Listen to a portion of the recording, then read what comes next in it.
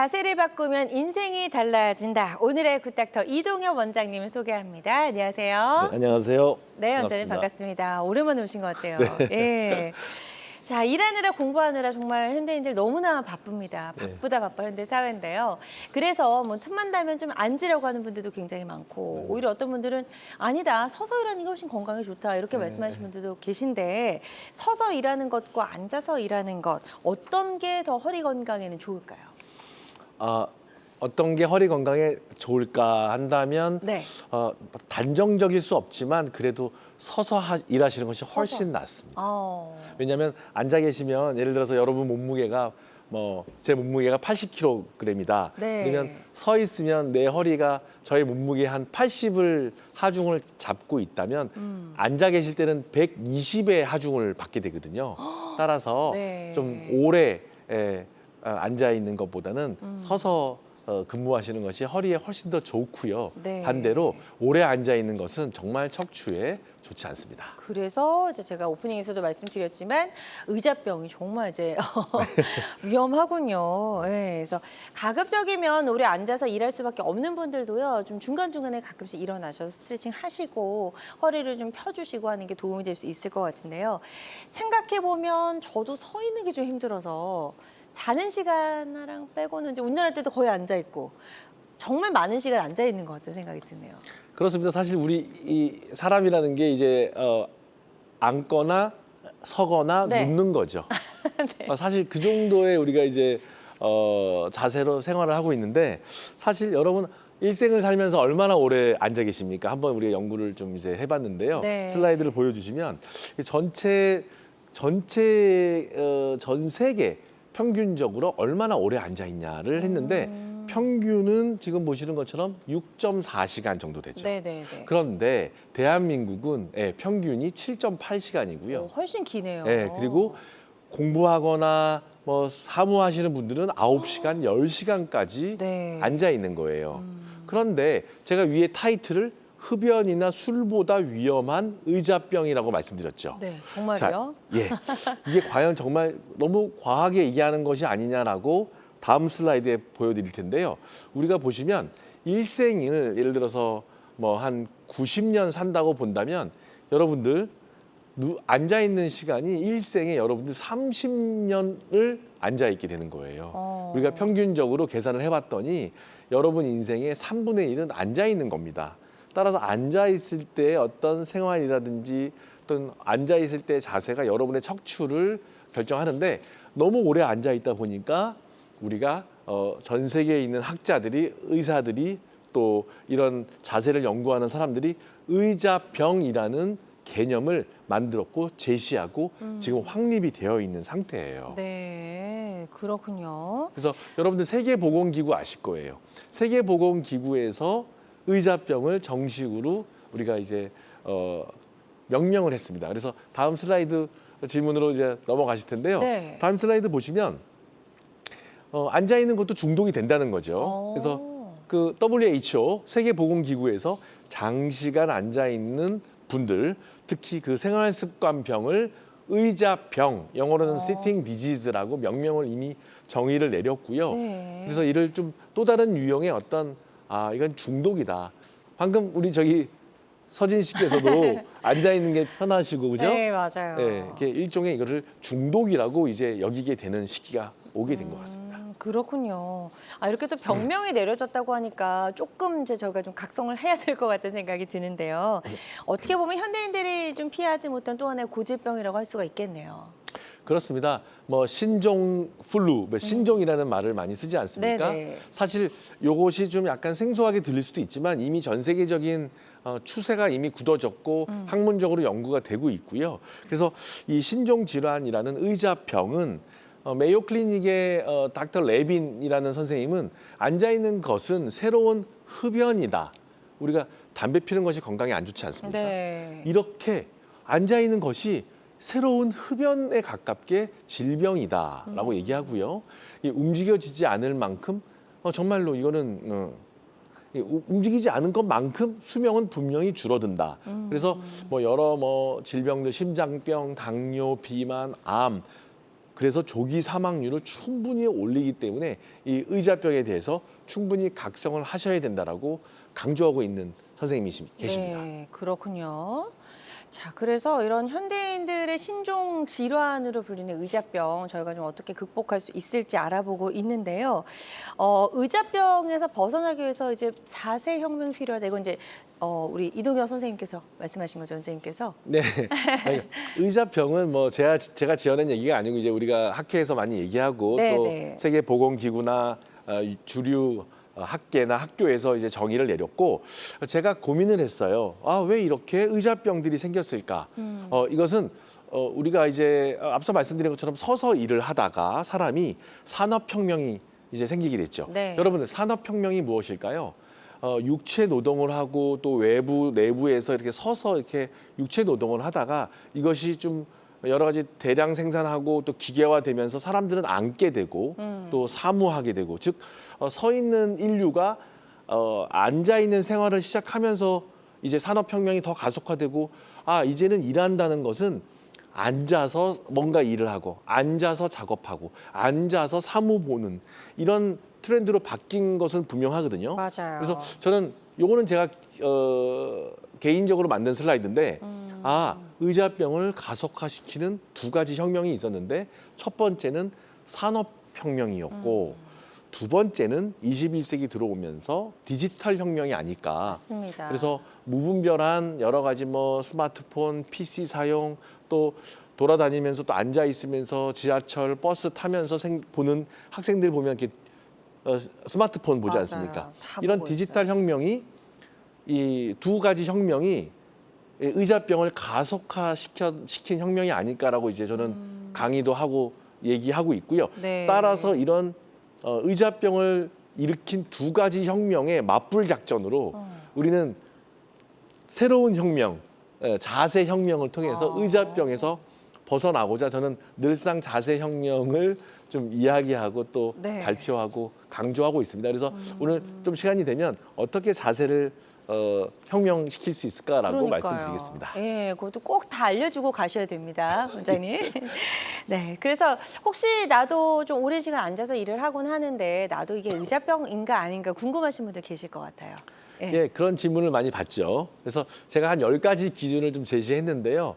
슬라이드 이제 두 장에 걸쳐서 나오는데 여러분들 한번 시청하시면서 테스트해 보세요. 자, 1번. 앉아 있는 시간이 하루에 7시간 이상이다. 자, 2번. 1시간 이상 고정된 자세를 유지하고 있나? 그다음 3번. 스마트폰이라든지 컴퓨터 사용을 하면서 목이나 어깨가 자주 뻐근합니까? 자, 4번.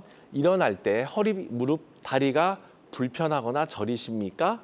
자, 5번. 식후에 바로 앉거나 누워서 스마트폰을 한다든지 그냥 TV를 봅니까? 5번이고요. 네. 다음 슬라이드. 자, 다음. 자, 6번. 출퇴근 시에 대부분 앉아서 이동하십니까? 네. 자, 7번이죠. 주말에도 대부분 그냥 소파나 의자에 앉아서 그냥 지내십니까? 그다음에 8번. 자세가 구부정했다는 이야기를 최근에 들으셨습니까? 자, 9번. 평소 걷기라든지 스트레칭 운동을 거의 잘 안 한다가 9번이고요. 마지막 집중력 저하나 피로감으로 아주 막 몸이 처지고 무력감이 자주 느껴지십니까? 이 10가지예요. 네, 항목이 다양하네요. 네, 그래서 다시 한번 앞 슬라이드를 한번 가볼까요? 네. 자, 앞에 요 5가지 시청자 여러분 다 보셨죠? 그 5가지. 그다음 뒤에 거 보여주세요. 자, 이 10가지 중에서 우리 저요? 서진 씨는 몇 저 개나? 생각보다 많이 나왔어요. 생각보다 앞에서 한 3개 정도, 뒤에서도 한 3개 정도 나와서 6개 정도면 의자병 진단을 받아야 되나요? 6개요. 네. 자, 그러면 진단할 수 있는 그 슬라이드로 가봅시다. 네. 한 6개라고 하셨는데요. 네. 자, 여러분 10가지 중에서 3가지 이하면 아주 양호한 상태고 의자병은 아니죠. 네. 그런데 7개 이상에 들어가면 네, 고위험군이다. 그러니까 우리 서진 씨는 6개라고 그러셨죠? 아슬아슬한데요.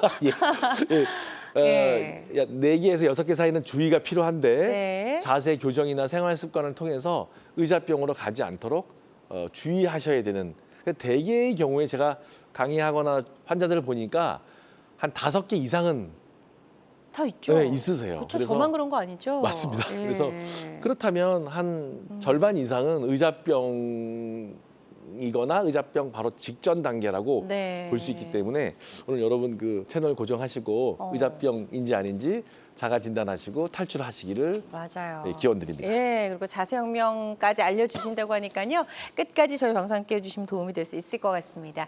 이동현 원장님과 함께하고 있습니다. 허리 통증의 주범이자 현대인의 문명병인 의자병을 극복할 수 있는 방법 알아보고 있고요.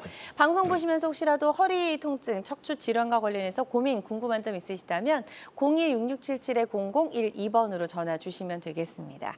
첫 번째 전화 바로 연결해서 만나보도록 하겠습니다. 여보세요? 예, 안녕하세요. 네, 안녕하세요. 반갑습니다. 네, 고맙습니다. 네, 전화 주신 분 연세 어떻게 되시죠? 저 59년생이고요. 네, 60대시고요. 이동권입니다. 네네네. 어디가 어떻게 허리가 좀 불편하신지 이동현 원장님과 인사 나누시고요. 증상들 설명해 주시면 되겠습니다. 네. 안녕하세요. 네, 안녕하세요, 덕서님. 저기 증상이 어떠신지요? 제가 올 3월 2일 날 교통사고를 났어요. 네네네. 근데 교통사고를 났는데 온몸이 다 저려가지고 예예. 그때부터 지금까지 오. 뭐 약을 복용했다든가 뭘 해도 일도 변형이 없어요. 발바닥부터 머리 끝까지 다 저립니다. 그러면 한 달 전에 교통사고가 뒤에서 3개월 됐습니다. 3개월. 후방 추돌 사고인가요? 아니 제가 고속도로 달리다가 네네네. 제가 빗길에 미끄러지는 바람에 가드레일을 밟는 바람에 예. 거기서 제가 그 차 안에서 이렇게 누워있는데 구급대가 왔는데 네네. 손하고 발이 움직이질 않더라고요. 입만 살아가지고. 어휴, 큰일 날 뻔하셨네요. 네, 그래서 저기 대학병원으로 밤 11시 반쯤에 그랬거든요. 예예예예. 그래서 그때부터 저리기 시작한 게 전혀 일도 없습니다. 일도. 그러시면 혹시 MRI 찍어 보셨습니까? 다 찍어봤죠. MRI 허리 찍고 목도 찍고. 다 찍어 보셨어요? 네네. 그러면 그 MRI 상에서는 어떤 신경 손상이 진단이 안 되셨습니까? 그래요. 무슨 얘기를 하셨냐면 네네. 그 전에 뼈가 저려가지고 네네네. 그 신경길을 막았다고 얘기를 하시더라고요. 워낙에 협착이 있었네요, 그죠? 네네. 근데 그전에는 저린 건 없었어요. 예. 근데 지금은 너무 저려가지고요. 힘이 빠지진 않으세요? 힘이? 네? 힘 빠지진 않으세요? 힘이 너무 팔 같은 게 힘이 빠져가지고요. 예. 그리고 손끝이 다른 걸 만지기가 힘들어요. 아파가지고. 자, 여쭤볼게요. 네. 그 고속도로에서 쾅 박으면서 네. 이마를 찌으셨나요, 어디? 머리에서 피가 머리 끝에 머리 이마는 아니고요. 네네. 머리 통 구에 머리 거기를 피가 났더라고요 보니까. 환자분 제가 이제 말씀 좀 드릴게요. 제가 환자 직접 뵙진 않았지만 네.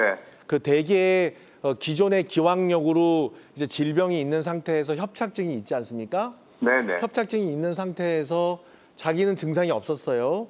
네네. 그런데 신경 통로는 이제 59년생이시니까 네. 조금씩 좁아져 있다가 네. 그게 갑작스러운 충격, 즉 대개는 머리가 이렇게 이마를 찌으면서 뒤로 이렇게 팍 제껴지는 네. 어떤 신전 손상이 오면 이 협착 신경 통로가 이렇게 널널하면 상관없지만 꽉 끼어서 증상은 없이 있다가 네. 갑자기 목 척수 쪽이 꽉 신경이 이제 다치면서 전신으로 저리고 땡기고 막 힘이 약간 빠지는 증상의 손상을 네. 영어로는 센트럴 코드 신드롬이라 그러고 네. 그리고 한국말로는 중심성 신경 손상 증후군이라 그러는데 네. 그 손상이 너무 심하게 됐으면 진짜 돌아오지 않는 심한 마비가 오셨을 거고요.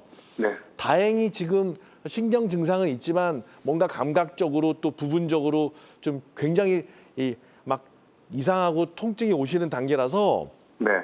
MRI를 당연히 찍으셨지만 네. 이게 좀 반복해서 MRI 중에서 신경줄기 MRI라든지 이런 것들을 반복해서 찍어 보셔야 되고요.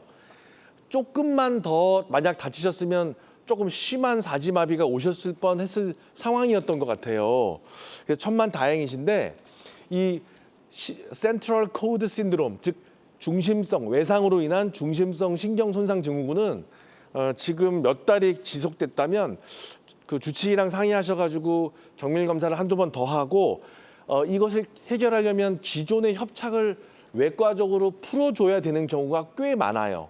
따라서 기존의 영상이라든지 기존의 협착증의 양상 또 MRI를 새로 한두 달 간격으로 또는 두세 달 간격으로 찍어서 이 사지 증상이 지속이 된다면 지금은 이건 굉장히 예의주시하셔야 되는 증상입니다. 제가 일단은 들은 바로 진단의 어떤 가능성 있는 말씀을 드렸기 때문에 주치의랑 상의하시고 한두 분 더 상의하셔서 MRI를 정밀하게 한 번 더 찍어보셔야 될 것 같은 생각이 들어요. 네. 그리고 그 압박이 기존에 너무 심해서 중심성 신경 손상 증후군이 심해지면 조금 무서운 척수증까지 갈 수 있어요. 신경 자체가 상하는 거를 척수증이라 그러는데 척수증까지 가버리면 이거 사실 굉장히 좀 해결이 안 되고 정말 몇 년, 몇십 년도 가시기 때문에 지금 한 3개월 됐는데 한 번 더 면밀하게 재검사를 해야 될 증상인 것 같습니다. 네, 좋습니다. 지금 전화를 잘 주신 것 같아요. 시기 네네네. 놓치지 마시고요. 네네. 적극적으로 좀 치료를 받아보셨으면 좋겠고요. 저희가 상담 도와드린 내용이 치료 받으시는 데 도움이 되셨으면 좋겠습니다. 계속해서 건강 상담 전화는 활짝 열려 있고요. 02-6677-0012번으로 전화 주시면 되겠습니다. 많은 분들이 전화 상담 참여를 해주고 계십니다. 접수 상황 잠시 또 살펴보고 갈게요. 30대 여성분이 전화를 주셨어요. 직장인이라고 하셨고 일을 하다가 의자에서 일어나면 엉덩이가 욱신거리고 아프다고 하셨어요. 일어나서 이제 스트레칭을 이제 주로 하고 계시다고 하셨는데 이게 지금 이제 병원에 가야 될지 말아야 될지 기로에 서 계신 것 같거든요. 네, 어떻게 하는 게 좋을까요? 사실 그냥 경솔하게 말씀드리기 싫지만 30세 여성이고 일어날 때 욱신거리는데 좀 뭐 일어나서 스트레칭도 가능하시고 그렇다면 신경이 심하게 압박돼 있는 것 같지는 않으세요. 네. 이런 경우는 당장 병원 가실 정도는 아니시고요. 일단 앉아 있는 시간을 줄이시고 또 앉아 있으면서 제가 좀 이따가 앉아서 막 운동하는 걸 알려드릴 거거든요. 그러니까 좀 앉아 있을 때 뭔가 이렇게 스트레칭 또 자주 일어나서 이렇게 좀 몇 주 해보시다가 혹시나 뭐 허리에 국한된 통증이면 급하게 오시지 않고 약만 드셔도 되고요. 그런데 슬금슬금 엉덩이 다리 쪽으로 저림이 내려간다면 이제 병원을 가셔야 돼요. 네. 그래서 그 정도 타이밍에 지금 껴있는 것 같으니까 일단 1, 2주, 2, 3주는 지켜보시고 스트레칭 하시고 채널 보시면서 오늘 액티브 시팅이라는 제가 앉아있을 때 운동하는 거 알려드릴 거거든요. 그거 꼭 지켜보시길 바랍니다. 궁금하네요. 앉은 자세로 할 수 있는 운동 어떤 게 있는지 끝까지 저희 방송 함께해 주시기 바라고요. 상담 도와드린 내용이 좀 도움이 되셨으면 좋겠습니다. 자, 전화로 다양한 증상과 궁금증 물어봐 주고 계십니다. 계속해서 건강 상담 전화는 활짝 열려 있고요. 02-6677-0012번으로 전화 주시면 되겠습니다. 전화상이다 보니까 보다 명확하게 진단을 내려드리는 데는 한계가 존재할 수 있고요. 가까운 병원에 내원하셔서 전문의의 정확한 진단 후에 적극적으로 치료를 받아보시기를 바랍니다. 저희는 계속해서 이야기를 좀 더 나눠보도록 할게요. 의자병 이제 이야기를 해주셨는데 이게 어떻게 보면 또 만병의 근원이 될 수 있을 것 같아요. 중요한 말씀이에요. 만병의 근원, 척추 질환만의 병이 아니고 만병의 근원이다라고 요즘에 얘기하고 있습니다. 그래서 앞서 계속 말씀드렸지만 세계보건기구에서 제가 뭐 슬라이드 한 장 더 보여드린다면 지금 보시면 이 일상생활에 오래 앉아 계시고 장시간 앉아 있는 것이 정말 생활 습관까지 망가뜨리고 만병의 근원이 된다라고 설명하고 있고요. 미국의 메이오 클리닉이라든지 USC 남가주 대학에서 정말 오래 앉아 계시면 여러 가지 심장 질환이라든지 만성 질환들 몇 배 이상 생길 수 있다고 발표하고 있고 영국 저널에서도 벌써 2015년 이후로 2025년 지금 한 10년째 계속적으로 의자병에 대해서 계속 발표하고 있기 때문에 이미 질병으로 진단이 돼 있고 굉장히 검증돼 있는 분야이기 때문에 여러분들 정말로 의자병 걸리시면 안 됩니다. 네. 그래서 허리병부터 이제 뭐 치매까지도 위험 이제 요소가 될 수 있다라고 하니까 진짜 의자병을 세계보건기구가 우려할 만하네요. 예, 너무 네. 많이 요즘에 강조를 하고 있고요. 그래서 이게 어떻게 의자병이 치매로 갈 수 있냐? 예, 치매 그러니까요. 얘기하고 있습니다. 그래서 지금 허리 디스크, 목 디스크, 협착증, 거북목 이런 것들은 당연히 유발되는 거고요. 다음 슬라이드 보시면 이제 급기야는 심장병, 특히 이제 관상동맥 질환, 부정맥, 그다음에 뇌졸중, 당연히 치매, 그다음에 하지정맥류. 의자까지 만성화돼 있는 심뇌혈관병으로 척추 질환부터 전신에 이르는 의자병이 유발할 수 있는 질병들이 열거가 되고 있다는 거죠. 네. 좋습니다. 예, 그래서 이런 새로운 정말 좀 신규 질병이라고 할 수 있는 의자병을 우리가 이제 빨리 좀 극복할 수 있는 방법도 좀 알아봐야 될 것 같습니다. 앉아서 할 수 있는 운동도 있다고 하셨는데 일단 올바른 자세부터 좀 알려주실까요? 그렇습니다. 예. 사실 이게 새로운, 그러니까 거의 담배 피는 급으로 안 좋다는 거죠. 그러니까요. 담배는 정말 나쁘다는 거 알고 있지 않습니까? 네. 백해무익한데 의자병도 거의 흡연이다. 의자병은 새로운 흡연이다라고 정의하고 있죠. 네. 그럼 도대체 어떻게 앉아 있을 거냐? 여러분들 이제 보통 의자 앉아 있으면 옆에서 보지 않습니까? 그래서 옆에서 본 사진을 한번 보여드릴 텐데 일단은 사람이 의자에 앉아 있을 때 어떠세요? 일단 굉장히 의자, 다르네요. 예, 네. 의자가 좀 그 엉덩이가 의자 뒤에 딱 그 뒤로 완전히 붙어 있죠. 끝까지. 예, 예. 끝까지 붙어 있으면서 등을 받치고 있고 헤드레스트라 그러죠. 그래서 머리를 받치고 있는 헤드레스트. 그러면서 귀나 어깨나 골반 라인이 일자로 서 있죠. 네. 네. 앞으로 이렇게 구부러져 있지 않죠. 그다음에 이제 보통은 팔의 위치가 팔걸이 있는 의자 사용하는 게 좋고요. 그다음에 이제 책상에 앉게 되면 손의 위치라든지 또는 발에 나란하게 양쪽을 착지를 해야 되는 거. 그다음에 가장 중요한 것은 눈 높이. 예를 들어서 뭐 화면을 볼 때 그 화면 높이가 너무 들거나 아래가 안 되게. 그러니까 보통 요 정도를 주변 사람들이 동료가 또는 부모님들이 학생들 공부할 때 봐주시면 좋을 것 같아요. 그래서 이 자세가 처음에는 불편할 수 있지만 가장 좋고요. 여러분들 통찰력이 있으면 알아들으시겠죠? 의자를 잘 선택해야 돼요. 그래서 제가 항상 얘기합니다. 의사를 만나기 싫으면 의자를 잘 만나요. 맞는 말이네요. 예, 저 같은 사람 만나기 네. 싫으시잖아요. 네. 저는 그냥 화면에서만 보시고 저 같은 사람 만나기 싫으시면 의자를 잘 골라야 되는데 앞서 그림처럼 헤드레스트 있고 등이 좋고 또 팔걸이가 팔걸이. 있고 예, 예. 이렇게 또 책상도 눈높이 맞출 수 있는 거 이렇게 가구 선택 잘 하셔야 됩니다. 네. 자, 이렇게 해서 올바른 자세로 이제 좋은 의자를 만나서 올바른 자세를 만드는 게 일단 첫 번째 단계일 것 같고요. 그 다음 우리가 이제 정말 듣고 싶은 이야기가 이거예요. 액티브 시팅. 예. 그러니까 이런 겁니다. 사실 제 슬라이드 보여드릴 텐데 여러분들 뭐 글씨가 많아서 제가 편하게 설명드릴게요.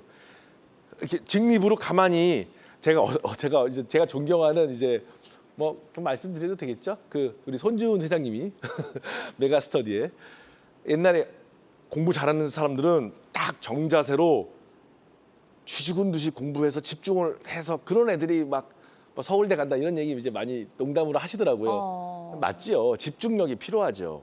하지만 저는 거기다가 조금 보태서 너무 정자세로 집중만 하면 척추는 망가질 수 있어요. 이제 따라서 어떻게 하냐면은 시선이나 내 어깨라든지 이런 뭐 허리 이런 우리가 몸이 의자에 붙어 있지 않습니까? 그러면 이렇게 가볍게 무빙을 타라는 거죠. 그러니까 이게 시선도 이렇게 좀 공부하면서 보고 목도 이렇게 스트레칭을 좀 이렇게 하면서 약간 너무 이렇게 하면 좀 사람이 이상해 보이지만 약간 이렇게 발도 이렇게 번갈아 가면서 하고 손도 즉 약간은 이렇게 무빙을 타라는 거죠. 융통성 있는 따라서 이렇게 엉덩이도 좌우로 이렇게 뭐 너무 이렇게 춤추듯이 하면 이상해 보이죠. 그렇게 하지 말고 약간 이게 계속 어떤 이렇게 좀 뭐 이렇게 고무 풍선 큰 풍선 위에 뭐 너무 이렇게 무빙하지 마시고 천천히 이렇게 내 몸을 뭔가 이렇게 혈행이 잘 되게 또 체중이 자꾸만 이렇게 앞, 뒤, 좌우 분산이 되게 또 시선 처리도 이렇게 하면서 책도 잠깐 이렇게 들으면서 보고 약간 이런 식의 개념을 강조를 많이 하거든요. 재활의학과적인 개념인데 이것을 액티브 시팅이라 그래요. 즉 굉장히 액티브하게 앉아 있어라는 거죠. 어쩔 수 없이 앉게 된다면 자주 일어나시되 어쩔 수 없이 앉게 된다면 지금도 이게 무빙을 타시라는 거죠. 그래서 제가 이렇게 화면에서 이렇게 약간 움직여도 여러분들 뭐 이렇게 나빠 보이지 않죠? 네. 이렇게 하셔야 돼요. 그래서 굉장히 이런 개념으로 앉아 있기를 권합니다. 새로웠어요. 네. 굉장히 새롭네요. 액티브 시팅에 대해서 말씀을 해주셨습니다. 자, 방송 보고 계신 분들 중에서요. 나도 허리가 좀 아픈데 어떻게 하는 게 좋을까요? 궁금한 분들 많이 계신 것 같습니다. 상담 전화 많이 걸려오고 있고요. 02-6677-0012번으로 계속해서 전화 주시면 되겠습니다. 다음 전화 바로 연결이 되어 있네요. 만나보도록 할게요. 여보세요? 여보세요? 네, 안녕하세요. 반갑습니다. 네, 전화 네. 주신 분 연세 어떻게 되시죠? 63세요. 네, 좋습니다. 이동희 원장님과 일단 인사 먼저 나누시고요. 어떤 부분이 좀 불편하신지 설명해 주시면 되겠습니다. 아이고, 반갑습니다. 어머님 안녕하세요. 네, 안녕하세요. 예, 증상이 어떠신지요? 저 의자에 앉아 있을 때는 괜찮은데 예. 제가 조금 이제 조금 어디 가려고 그러면은 허리 부분하고 엉덩이 부분이 아파서 걷기가 힘이 들어요. 앉아 계시는 거는 문제가 없으신 거죠? 네네. 근데 서서 걷기 시작하면 허리부터 엉치가 아프셔서 예. 못 걸을 정도세요? 걷기는 걸어도 아픔이 좀 심하죠. 통증이. 양쪽 다 그러세요? 한쪽만 그러세요? 한쪽 왼쪽만요. 그러면 혹시 얼마나 되셨어요? 한 일주일 정도 됐어요. 일주. 예, 평소에는 건강하시죠? 혈압, 당뇨 이런 거 없으시죠? 예. 운동도 좀 하시나요? 운동은 안 해요. 혹시 어떤 일을 하시나요? 직업이? 그냥 집에 있어요. 그러면 술, 네네. 담배 많이 하세요? 아니, 전혀 안 해요. 제가 생활 습관 6가지 여쭤볼게요. 네. 일단은 술, 담배 안 하시고 잘 주무세요? 잠은 잘 자요. 네. 많이 몸이 막 크세요? 뚱뚱하세요? 조금 덩치가 있어요. 그러면 뭐 대인관계, 인간관계 뭐 이런 거 가족관계 좋으세요? 그냥요. 왜냐하면 이제 생활 습관 6가지 측면에서 뭐 운동을 하시냐, 중독 예를 들어 술 담배 하시냐, 대인관계 뭐 여러 가지 스트레스 있냐 없냐 이렇게 6가지를 보는데 이제 예. 6가지 측면에서 한번 환자를 한번 제가 여쭤보고요. 그다음에 예. 혹시 일주일밖에 안 됐으면 엑스레이, CT 이런 거 안 찍으셨죠? 예, 아직 안 찍어봤어요. 제 생각에는 일주일이면 급하게 MRI 찍을 정도는 아니신데요. 네네. 근데 이제 허리만 아픈 게 아니고 엉치까지 아프신데 걸음이 안 될 정도시면 뭔가 예. 허리 디스크 질환이라든지 또는 협착 질환이 조금 시작되는 듯한 느낌이 들어요. 예. 골다공증은 없으세요? 조금 있어요. 있으세요? 네네. 약 드실 정도세요? 근데 전에는 있다 그랬는데 요즘 가니까 또 약 먹을 정도는 아니라 그러더라고요. 그러면 근감소 정도일 것 같은데 제 네. 생각에는 만약에 어머님이 제 외래에 만약에 환자를 오셔서 이 정도라고 하시면 네네. 제 생각에는 MRI는 권하지 않고요. 네. 일단은 엑스레이는 이 움직임을 보는 다이나믹 엑스레이가 있어요. 그거랑 그다음에 적외선 체열 검사, 뭐 골밀도 이 정도만 체크를 해서 네. 이게 어떤 관절증이라든지 관절 상태가 혹시 흔들거리는 게 있나 한번 체크해 볼 것 같고요. 일주일밖에 안 되셨기 때문에 일단은 네. 제가 봤을 때는 가벼운 주사나 또는 물리치료나 먹는 약물 치료도 될 거고 그런데 그렇게 했는데 2, 3주, 3, 4주 됐는데도 계속 그런다. 그러면 한번 뭐 CT나 MRI 촬영을 해볼 수 있다 정도고 아직 한 달까지는 좀 지켜보셔라라고 권하고 싶습니다. 네, 좋습니다. 저희가 상담해드린 내용이 치료 받으시는데 도움이 좀 되셨으면 좋겠습니다. 계속해서 건강 상담 전화는 활짝 열려 있습니다. 02-6677-0012번으로 전화 주시면 되겠고요. 전화 상담이다 보니까 저희가 보다 명확하게 진단을 내려드리는 데에는 어느 정도 한계가 존재할 수 있다는 점 말씀을 드립니다. 여러분은 지금 우리 가족 건강 지킴이 굿닥터와 함께하는 건강 매거진 시청하고 계십니다. 알쏭달쏭 건강상식 고민하지 마세요. 건강 매거진 굿닥터가 1대1로 상담해드립니다. 02-6677-0012번으로 문의하시면 되는데요.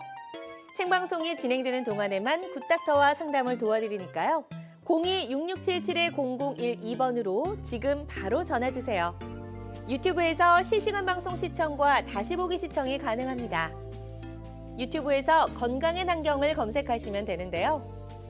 알짜 건강정보 본방송도 아쉽게 놓친 다시 보기 방송도 이제 유튜브에서 즐겨보세요. 유튜브 검색창 건강엔 환경입니다.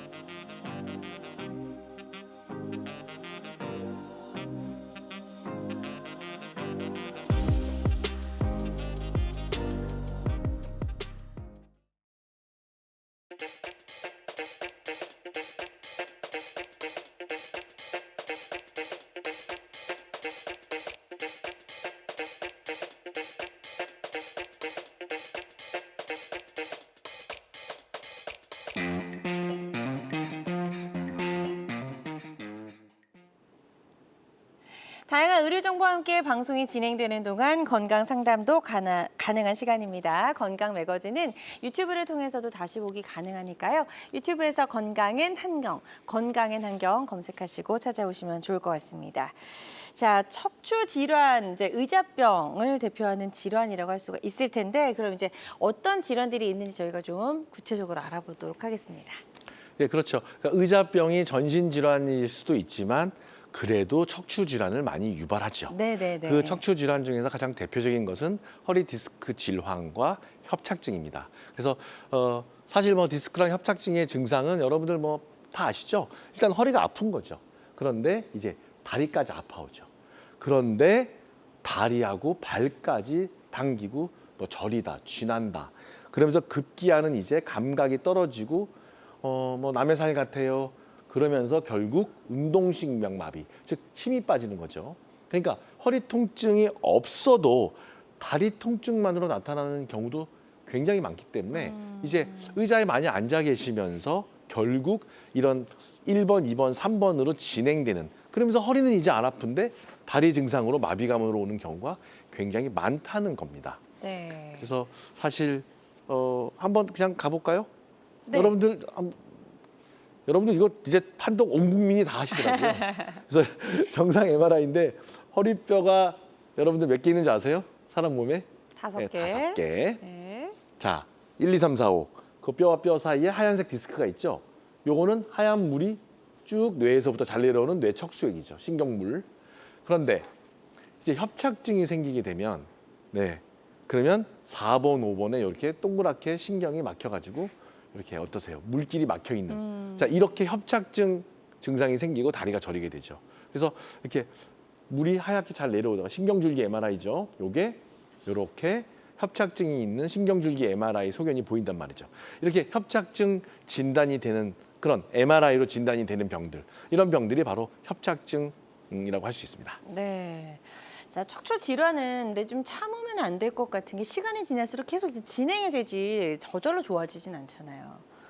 네. 그런데 저절로 예. 좋아지는 경우도 있나요? 경우도 있어요. 어. 그러니까 우리 몸은 척추가 질병이 생기면 이렇게 감기가 스스로 약 안 먹고도 낫듯이 네. 우리 몸도 사실 척추는 좀 나아지려고 하고 안정이 되려고 하는, 영어로는 이제 오토 스타빌레이제이션, 스스로 안정화되려고 하는 포텐셜, 잠재력이 있습니다. 하지만 그 잠재력을 극복 못하는 경우에 치료를 꼭 해야 되는 경우가 있다는 거죠. 네. 그래서 어떤 치료적 단계로 본다면 조금 지켜보셔도 되는 단계가 바로 보존적이라는 얘기를 써요. 네. 그러니까 약간의 약물이나 주사, 안정 또는 뭐 간단한 시술. 네. 그런데 여러분 진짜 이렇게 크게 절개해서 나사못으로 고정해야 되는 환자분도 분명히 있어요. 그런데 희망적인 것은 이렇게 극단적인 치료가 아닌 이 중간에 미세 침습 척추 치료로 내시경이라든지 현미경이라든지 또는 내비게이션 뭐 이런 미세 침습 척추 치료를 통해서 예전처럼 큰 수술을 안 하고도 충분히 치료될 수 있다는 거기 때문에 오늘 보셔야 될 거는 보존적 치료해야 될 분들은 그냥 보실 필요 없어요. 하지만 뭔가 이게 척추 질환에 시달리는 분들 큰 수술 안 해도 이렇게 가운데 내시경, 현미경 치료에 희망이 있는 분들이 분명히 존재하기 때문에 이렇게 꼭 수술하는 경우에 한 5% 정도만 이렇게 수술하는 거고 대개는 95%는 근본적인 치료가 미세 침습 척추 치료로 될 수 있으니까 네. 희망을 가지시길 바랍니다. 네. 자, 그리고 그럼에도 불구하고 반드시 수술을 이제 해야 되는 경우도 있잖아요. 그렇습니다. 네. 한 100명 중에 한 두세 분, 저도 한 일주일에 한두 분은 보는데요. 정말 여러 가지 척추 치료를 했음에도 불구하고 효과가 없고 계속 뭐 안 좋은 주사, 신경주사, 스테로이드 노출이 돼서 병이 계속 진행돼요. 너무 아파요. 잠을 못 자요. 그러면 수술해야 되고 네. 무엇보다 보행이 안 되는 분들 있죠. 보행이 안 되는데 다리가 약해지는데 마비감이 오고 잘 발목, 뭐 무릎 잘 안 움직여지는데 배뇨나 뭐 성기능 뭐 이렇게 마미 증후군까지 오는 경우, 대소변이 문제가 있는 경우, 이런 경우는 처음부터 수술해야 되는 경우에 환자들이 한 2, 3%, 한 5% 미만에 있기 때문에 반드시 이 슬라이드는 기억하시고 특히 내가 마비나 운동성 마비나 마미총 증후군, 즉 대소변 감각 이상이 있는지는 반드시 확인하셔서 응급 수술이 필요한지 확인하셔야 돼요. 저 어제도 이런 환자 수술했거든요. 일주일에 한 분은 꼭 보시거든요. 그러니까 진짜 급한 분들이 많아지고 연령대가 낮아지고 했기 때문에 목이든 허리든 좀 마비 환자들은 아주 얼럿하게 이런 쌓이는 증상인 경우에는 전문가들을 빨리 만나셔야 됩니다. 네, 좋습니다. 자, 그럼 수술이 꼭 필요한지 아닌지 정확하게 판단하는 게 중요할 텐데 뭐 전문적인 기준이 좀 정확하게 있나요? 그렇습니다. 네. 그 기준에 대한 그 평가가 바로 진단이라는 거죠. 네. 진단이 저희가 이렇게 얘기만 들어서 이게 오늘처럼 전화 인터뷰 하듯이 알 수는 없고 그렇죠. 사실 환자를 진찰도 하지만 결국 검사예요. 그래서 검사를 쫙 한번 나열해 볼까요? 네. 자, 어떤 게 있을까요? 오시면 자, 엑스레이죠. 엑스레이 제일 네. 먼저 찍어보시죠. 엑스레이 반드시 하셔야 되고요. 특히 움직인 분은 다이나믹 엑스레이 찍어야 되고 그다음에 이제 MRI 찍어서 여기 신경 막힌 거 보이죠? 그다음에 아까 제가 보여드렸죠? 신경 MRI 중에서도 이 신경 줄기 보는 MRI가 의미가 있고 자 그런데 다리가 저린 원인 중에서 꼭 신경만의 문제가 아니고 혈관이 막힌 경우가 있어요. 그러니까 이때는 MRA 검사도 있고 또는 초음파로 뭐 하지 동맥 정맥 보는 도플러 검사 그다음에 이렇게 정맥 순환 보는 적외선 체열 검사 네. 다양한 즉 여러분들 모든 환자가 이런 검사를 다 할 필요는 없어요. 하지만 뭔가 다리가 저리고 마비감이 있고 감각이 떨어지고 보행이 안 되고 뭔가 척추에 문제가 있고 또는 혈관에 문제가 의심된다면 이게 신경 문제인지 혈관 문제인지 감별해 하셔야 되고 맞아요. 사실 객관적으로는 검사를 반드시 하셔야 돼요. 정말 하셔야 돼요. 이렇게 검사하셔야 되는 분들은 정확히 꼭 시간과 또 물론 비용이 들 수 있죠. 하지만 정확한 진단이 우선입니다. 네.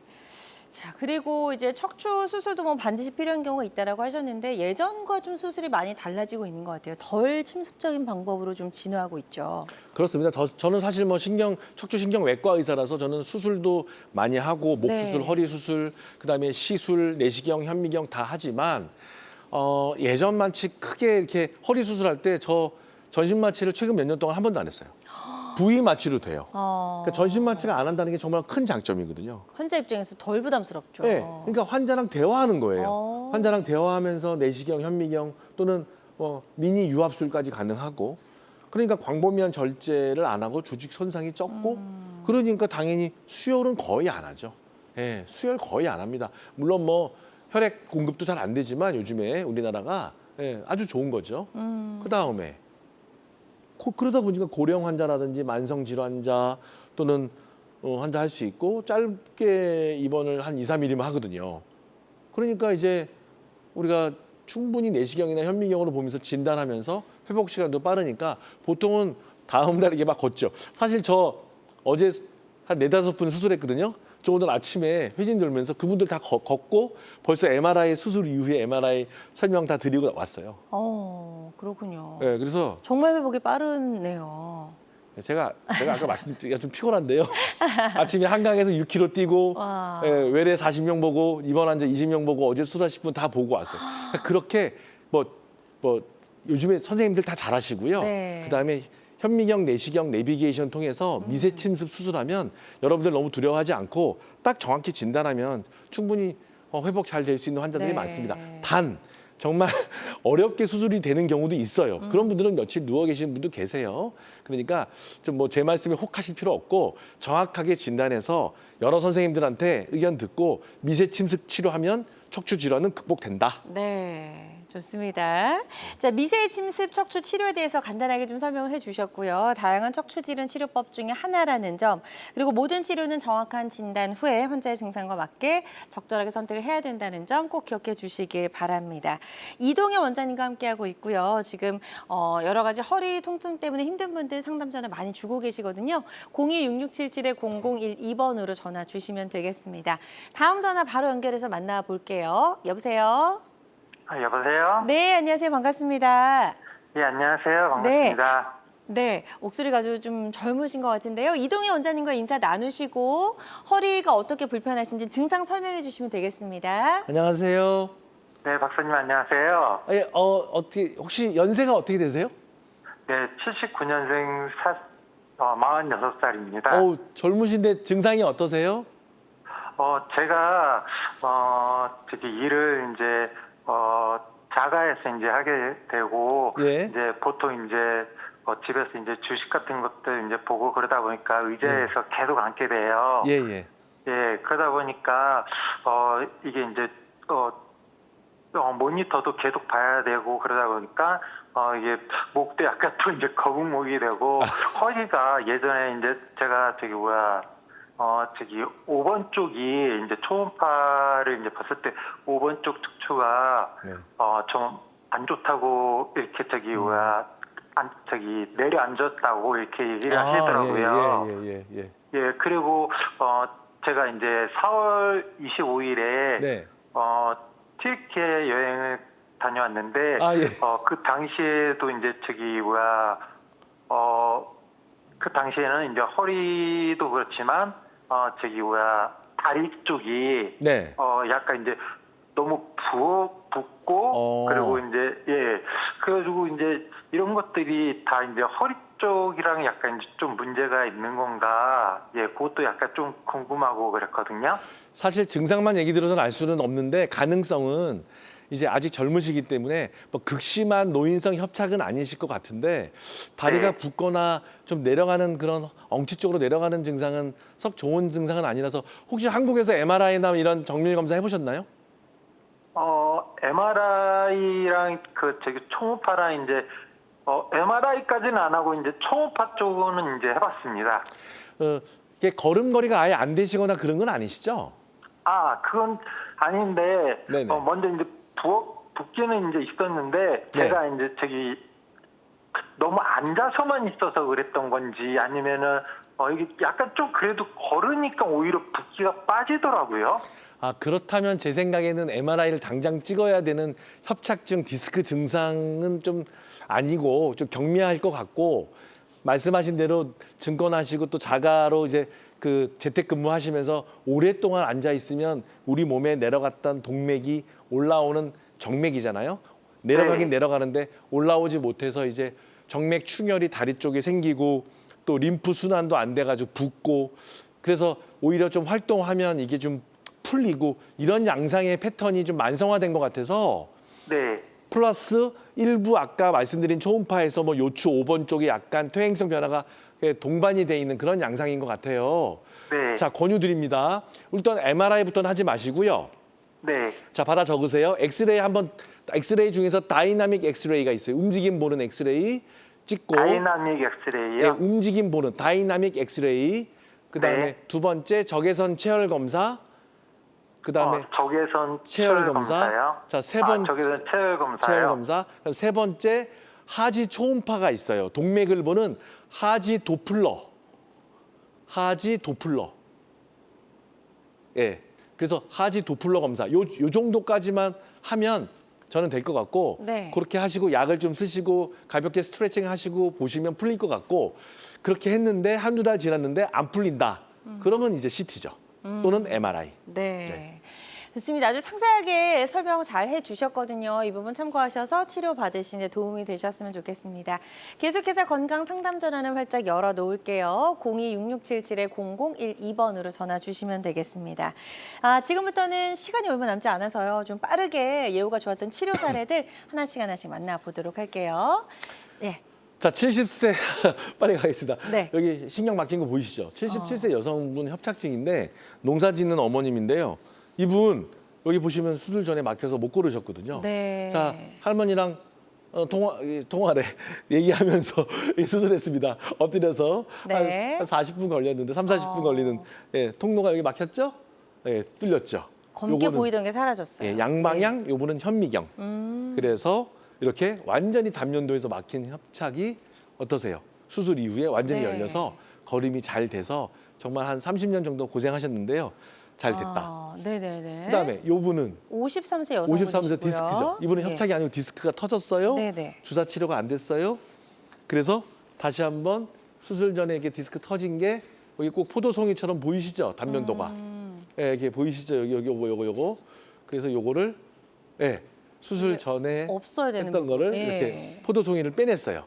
그렇죠? 요것도 요분도 이제 현미경으로 전신 마취 안 하고 한 30-40분 만에 치료가 된 경우고 또 젊은 남성, 요분도 증권하시는 분인데 협착증과 디스크가 동반되어 있는 경우 이런 사례도 지금 보시면 이렇게 수술 전과 네. 후가 MRI가 완전히 달라졌죠. 다르네요. 다르죠. 예. 그래서 통로가 확실히 열렸고 그다음에 이제 단면으로 한번 볼게요. 단면으로 보시면 예. 이렇게 꽉 막혀 있었잖아요. 돌출돼서. 그런데 어떠세요? 이제 넓어졌죠. 예, 이제 신경 줄기가 좀 보입니다. 네. 예. 이렇게 해야지 근본적으로 낫는 거예요. 그리고 이제 현미경, 양방향 내시경이죠. 이분은 내시경 화면인데 운전하시는 분이죠. 네. 이분 그래서 이분도 이렇게 보시면 이 덩어리가 보이시죠? 이게 지금 단면 사진이고 네, 이렇게 MRI 사진입니다. 터진 디스크가 완전히 네. 해결됐죠. 자, 이분 디스크 내시경으로 터진 거 우리가 확인했고 덩어리 꺼내니까 정상 신경이 편하게 보이죠. 직접 들어가서 이렇게 보니까 병변이 보여서 수술하신 입장에서는 굉장히 좀 편해지셨을 것 실제로 같아요. 이만한 잘 화면으로 보이니까. 저희가 보니까 굉장히 안전해요. 네. 진단과 치료가 같이 되는 거. 여러분 요 디스크 터진 거 이렇게 제거돼서 여기 신경이 편해 보이죠. 눌린 게 없죠. 그렇군요. 예, 자, 좋습니다. 그러니까 이 분이 디스크 이렇게 다리가 파랬다가 수술 이후에 이렇게 내시경 이후에 이렇게 치료가 다리가 많이 편해졌죠. 네네네. 이게 이제 저기에선 체열 검사였던 거죠? 그렇습니다. 예, 아까 좋습니다. 그 앞서 말씀드린 40대 남성 네. 이거 하시라는 거예요. 이거 좋아지는 혈액순환이 거. 잘 되는지 안 되는지도 좀 보시고. 맞습니다. 예. 그다음, 좋습니다. 네. 환자들마다 치료 효과는 조금씩 다를 수 있다라는 걸 좀 말씀을 드리고요. 예, 빠르게 치료 사례 하나 더 하나 만나보도록 할게요. 29세 남성분이 굉장히 젊으신데요. 네, 여기 네. 이분 보시면 딱 막혀 있죠. 29세인데 마비가 진행되니까 어쩔 수 없이 내시경 하셨어요. 근데 많이 풀렸죠. 많이 풀려서 이분 같은 경우도 이렇게 디스크가 터져서 이렇게 누렇게 디스크 덩어리가 보이시죠? 이거 없어졌죠. 이게 없어야 예. 되는 게 지금 있는 거죠. 맞습니다. 예. 요게 터진 수액 디스크 노란 거, 요거는 풀려서 정상 이제 신경이 좀 부어 있지만 잘 네. 풀렸던 경우입니다. 네, 좋습니다. 예후가 좋았던 치료 사례들 다양하게 좀 소개를 해주셨습니다. 환자들마다 치료 효과는 조금씩 다를 수 있다라는 점 말씀을 드리고요. 본인에게 적절한 또 치료법을 찾는 게 가장 우선이라는 점 다시 한번 말씀을 드립니다. 자, 오늘 건강매거진 이동현 원장님과 함께 했습니다. 단계박 척추 치료법 또 여러 가지 사례들까지 좀 만나봤고 액티브 시팅이라고 해서 또 앉아서 할 수 있는 운동까지도 좀 가볍게 소개를 해주셨는데요. 환자분들이 척추 치료를 받기 전에 반드시 알아야 할 주의사항도 있을 것 같아요. 어떤 게 있을까요? 네, 척추 질환으로 등록된 환자는 지금 한 400만 명으로 점점 늘어나고 있고요. 네. 여러분들 척추 질환 환자로 들어오기 전에 생활 습관적으로 좀 건강하게 잘 지내시고 또 꼭 기억하셔야 될 거는 무조건 수술하는 거 절대 아닙니다. 따라서 비수술적 치료가 원칙이고 또 수술이 필요한 경우는 반드시 수술을 받아야 되는데 약 2, 3%. 또 수술은 정밀 검사를 바탕으로 꼭 결정하시기를 여러 선생님 의견을 듣고 거기에 의견이 동일했을 때 수술을 결정하시기를 바라고 네. 반드시 다학제적인 진료를 받으시기를 권유드립니다. 네, 좋습니다. 자, 오늘 다양한 척추 치료법 설명을 해주셨습니다. 모든 치료법은 부작용이 따를 수 있고 개인마다 치료 효과가 다르다는 점, 또 전문의와 상담을 통해서 적절한 치료를 받는 것이 가장 좋은 선택이라는 점 꼭 기억해 주시길 바랍니다. 지금까지 이동현 원장님과 함께했습니다. 원장님 오늘 말씀 고맙습니다. 감사합니다. 네. 네, 건강매거진 위드 굿닥터 함께 하셨고요. 실시간 시청자 상담은 생방송 도중에만 가능합니다. 이 점 꼭 기억해 주시고요. 오늘 본방송을 놓쳐서 아쉬운 분들은 유튜브에서 건강엔 한경 검색하시고 다시 보기 꼭 해주시기 바랍니다. 함께 해주신 여러분 고맙습니다. 행복한 주말 되세요. 고맙습니다.